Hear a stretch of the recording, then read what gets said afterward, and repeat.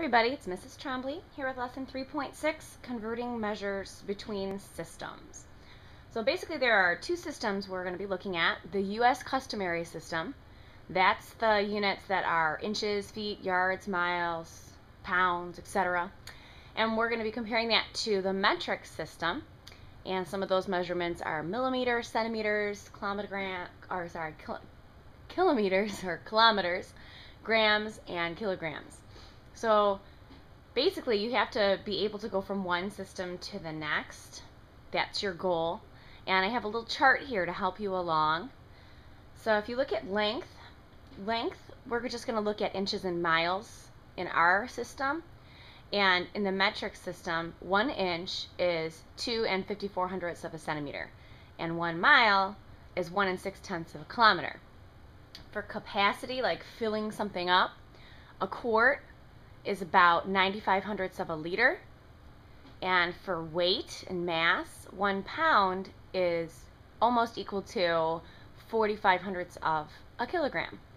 So I'm hoping you see those little squiggly equal signs, and maybe you're wondering, what on earth are those? That just means almost equal to. We're going to be using that a lot because we're going to end up rounding some things, and because these measurements aren't exact, they're almost equal to, we want to make sure in all of our answers we use them. So basically, since we're covering the unit on proportions and ratios, we're going to use ratios to convert from one system to another. So let's try a few. The first example is 7 miles, and I want to know how many kilometers is that. So here is what you do. The system will work every single time, and there are more than one way to do this, or there is more than one way to do this, and I know your book presents you with 2 ways, but I'm just going to focus on the one way that has always worked best for my students in the past. If you need to see a different way, if this isn't making sense to you, I am sure that we can show you another way during class, but just trust me, I think this is the easiest way to go. So to start off, I want to change 7 miles into kilometers. I'm going to write 7 miles in the numerator spot over 1. So that represents my 7 miles. To change it to kilometers, I'm actually going to be multiplying ratios. So I'm going to multiply by, and go ahead and set up your ratio. Now what we want to get to is kilometers. So I'm going to put what I want in the numerator spot, and I'm going to put what I want to get rid of in the denominator spot. And we'll talk about why in just 1 minute here. So in this ratio, I need the ratio between kilometers and miles. If you look back up to your chart, it says that 1 mile is about equal to 1 6/10ths of a kilometer. So 1 mile, 1.6 kilometers. So in my fraction here, I'm going to write the 1 next to the miles and 1.6 next to the kilometers, because this is 1.6 kilometers per 1 mile. So now, how will this work? How will this get you kilometers? Let me make my almost equal to sign. Well, you know how you can cross cancel with fractions? If I had a 7 here and a 7 here, when you're multiplying fractions, we can cross cancel that. I can also cross cancel the unit of measurement. So if I have miles here and across from that, I have miles here, I can cancel that unit out. Now I'm just going to multiply these like normal. So basically, when you're multiplying fractions, you know the routine by now. You multiply across the top. So when you take 7 times 1.6 kilometers, you get 11.2 kilometers. And when you take 1 times 1, that's just 1. So any number divided by 1 is itself. That means that 7 miles is almost equal to 11.2 kilometers. Let's try another one. All right, I have 12 quarts, and I want to know how many liters is that? Well, to start off, I want to write my opening measurement here as a fraction. So I'm just going to write it over 1, and I'm going to multiply that by a fraction. Quarts is what I'm trying to get rid of, so I'm going to put that in the denominator. Liters is what I want to end up with, so I'm going to put that in the numerator spot. Now I'm going to look at my chart, and the chart up here, it says that 1 quart is equivalent to about 95 hundredths of a liter.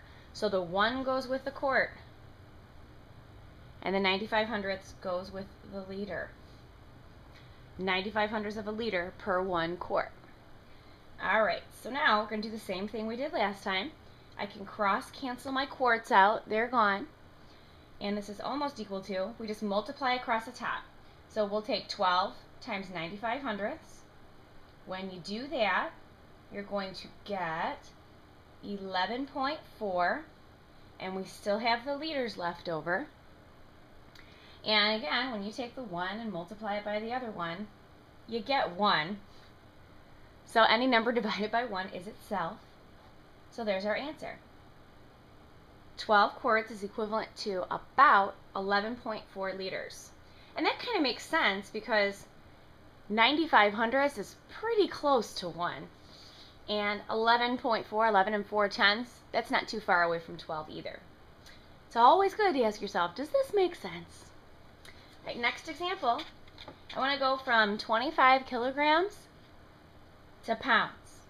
So I'm going to set up the 25 kilograms as a fraction and write it over 1. And I want to multiply that by a fraction that contains kilograms in the denominator because that's what I want to go away, and pounds in the top. So I'm going to put that up top because that's what I want to get. When you look at your chart, it says that 1 pound is almost equal to 45 hundredths of a kilogram. So I'm going to put the 1 with the pounds and the 45 hundredths with the kilograms. And this time it's going to come out a little bit different than our previous examples.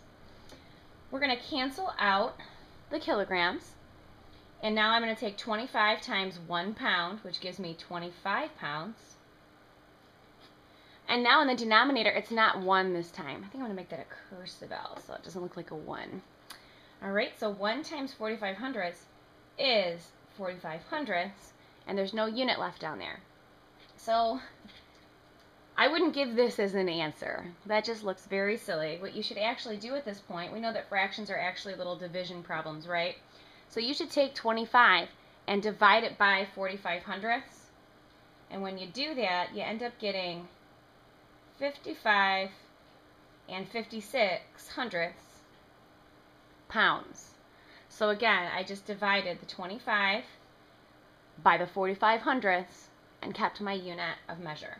So I'm going to go ahead and write that answer right up here. Alright, we just have a few more examples, so turn your paper over. And now we want to go from centimeters to inches. So, same thing, take your 8 centimeters, set that up over 1. I'm going to multiply that by, I want inches in the top because that's what I want to end up with. I'm going to put centimeters in the bottom because that's what I want to cancel out. So now I need to know how many inches per centimeter. If you look at your chart, it says that 1 inch is equivalent to 2 54 hundredths of a centimeter. Now we cancel out the unit. 8 times 1 inch is 8 inches. 1 times 2 54 hundredths is 2 54 hundredths. And we can see that it's not 1 in the denominator. We're going to need to divide again. So we're going to take 8 divided by 2 54 hundredths.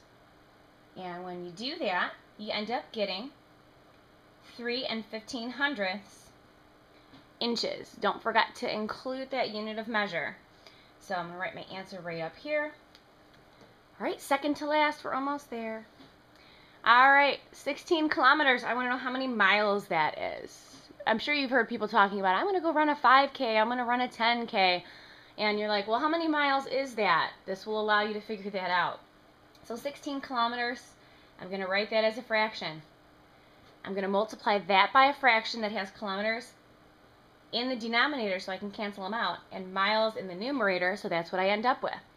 When you look at your conversion chart, it says that 1 mile is equivalent to 1 6/10 of a kilometer. Now, cross cancel your kilometers. 16 times 1 mile is 16 miles. 1 times 1 6/10 is 1 6/10. All that's left to do now is divide these digits. So 16 divided by 1 6/10, you guessed it, if you just move the decimal point, you get 10 miles.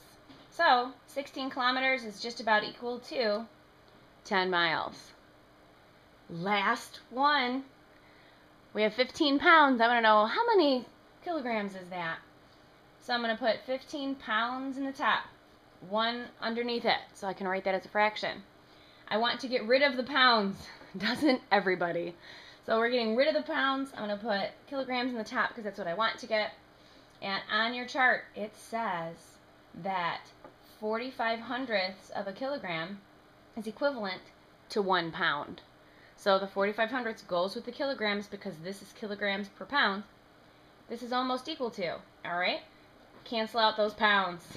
15 times 45 hundredths, that gives me 6 75 kilograms, and 1 times 1 is 1. I like when this happens. When you divide the number by 1, it's itself. So 15 pounds is equal to 6 75 of a kilogram. You are done.